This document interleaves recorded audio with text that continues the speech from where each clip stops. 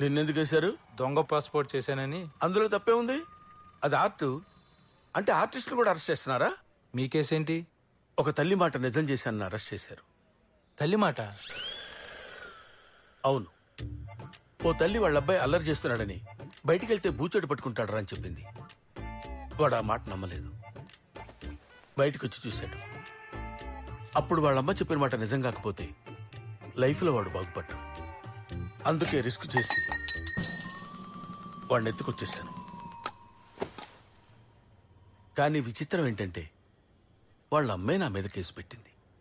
వాళ్ళ అబ్బాయిని కిడ్నాప్ చేశానని.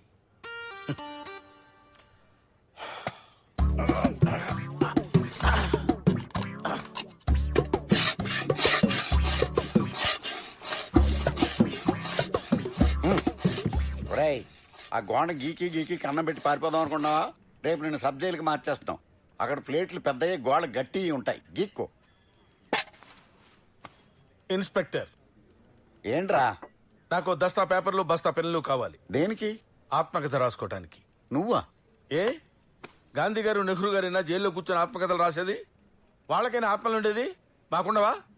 నాకు ఒక ఆత్మ ఉంది, దానికి ఒక కథ ఇచ్చింది. కాగితాలు పెన్లే లేవు, ఇప్పించు.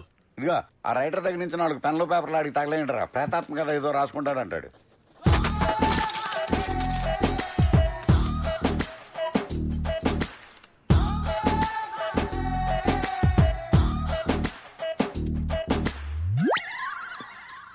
Sir sir sir sir sir ఏంట్రా? ఒక కప్పు టీ కావాలి సార్. చెప్పు తెగిపోద్ది.